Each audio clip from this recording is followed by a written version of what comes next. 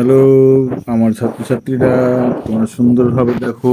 প্রশ্ন বিচিত্র কিছু প্রশ্ন, এই প্রশ্নগুলি কিন্তু পরীক্ষার জন্য ইম্পর্টেন্ট। চলো শুরু করি। 1 নম্বর কোশ্চেন দেখো, choose the right word and fill in the blank. এর মধ্যে সঠিক শব্দগুলি বাছো, বেছে শূন্যস্থান পূরণ করো। টু লিটল, ব্যাকেটে দেখো আছে ears, thumb, feet, that wriggle up and down. আমরা বইয়ের পেজ যদি দেখি 15 নম্বর পেজ, 15 নম্বর পেজে যে কবিতাটা আছে সেই কবিতার তুমি দেখতে পাবে ওপর থেকে 1 2 3 4 5 নম্বর লাইনে দেখবো দেওয়া আছে লাইনটা, সেখানে টু লিটল থামস, অর্থাৎ দুটো হাতের যে থাবা সেটা কী করছে, একবার উপরে উঠছে একবার নিচে নামছে। কারণ ব্যাডমিন্টন খেলতে গেলেই হাতের থাবা দিয়ে কাজ করতে হয়, হাতের তালু দিয়ে কাজ করতে হয়, ঠিক না? চলো 2 নম্বর, দ্য হর্স ব্লিড ক্র্যাক নেই। ঘোড়া কী করে? ঘোড়ার ডাককে নেই বলে, চিঁ আওয়াজকে বলাই নেই, NEIGH। আচ্ছা, এ মেল ডিয়ার ইজ কল, এটা পুরুষ হরিণকে বলা হয় স্ট্যাগ, STAG, স্ট্যাগ বলা হয়।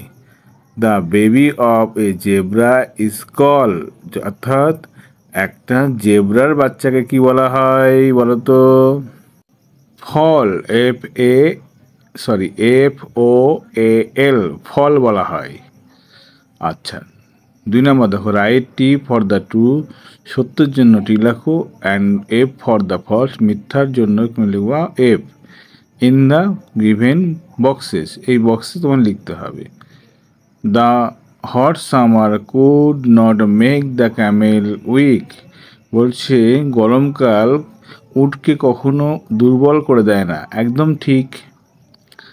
আচ্ছা, butterfly is hard working but butterfly is lazy, এটা হবে তোমার ফলস। কারণ বাটারফ্লাই, আমরা বইয়ের পেজ নাম্বার দেখো 49 পেজ, সেখানে লাস্ট লাইনের 2 লাইন আগে তুমি দেখতে পাবে, a butterfly is most beautiful insect, it has bright colourful wings, it suck nectar from flower.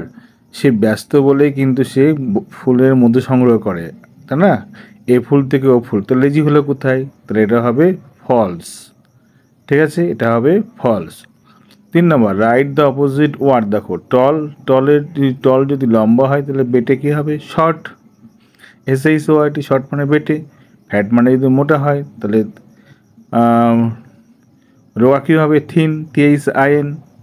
আবার দেখো 4 নম্বর ওয়ার্ড, আচ্ছা ট্রোভ, মাঞ্চ মানে কি? 4 নম্বর দেখো, ওয়ার্ড ট্রোভ মানে হলো শব্দ ভাণ্ডার। তাহলে এই শব্দটার মানে কি? মাঞ্চ মানে কথা অর্থ হলো কোনো কিছু কর্মার করে চিবিয়ে খাওয়া, ঠিক আছে, কোনো কিছু কর্মার করে চিবিয়ে খাওয়া। অর্থাৎ চিউ সামথিং সাউন্ডফুলি,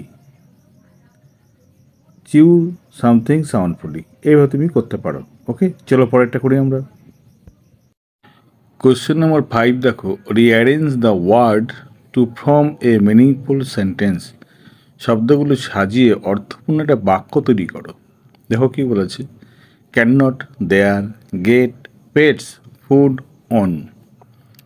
তাহলে কী করতে হবে দেখো, পেট মানে পোষ্যরা, can not get, their own food, পোষ্যরা তাদের নিজেদের খাবার নিজেরা প্রস্তুত করতে পারে না। আবার বলি, pet can not get their own food, ঠিক আছে। 5 নম্বর দেখো, অ্যান্সার দ্য ফলোয়িং কোয়েশ্চেন, নিচের প্রশ্নগুলো উত্তর দাও। হুইচ অ্যানিম্যাল ক্যাচেস মাইস, কোন অ্যানিম্যাল ইঁদুর ধরতে পারে? তাহলে কী লিখবে এখানে? Cat catches মাইস। কী লিখবে? বিড়াল ইঁদুর ধরতে পারে, catches mice. Who is responsible for the problem of the animal, কে দায়ী পাখিদের বা পশু জন্তুদের সমস্যার জন্য দায়ী কে? মানুষ। তো কি লিখবে? The man is responsible for the problem of the animal. হুর জায়গায় দ্য ম্যান লিখলেই হবে।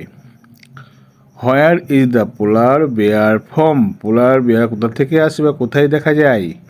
তাহলে লিখবে polar bear is from Arctic region, অথবা বলতে পারো পোলার বেয়ার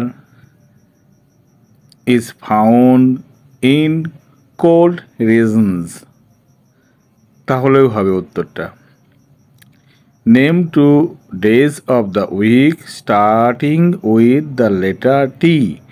সপ্তাহে দুটো বারের নাম বলো যার প্রথমেই টি আছে। কীভাবে দেখো? টিউজডে আর কি, আর তোমার থার্সডে, এই দুটো বারের প্রথমে টি দিয়ে শুরু হয়। বানানটা তো আমি লিখে দিচ্ছি দেখো সুন্দর করে। হ্যাঁ, এইভাবে তোমার সমস্ত প্রশ্নের উত্তরগুলো যদি তুমি দিতে পারো, আশা করি তোমরা পরিপূর্ণ নাম্বার পাবে।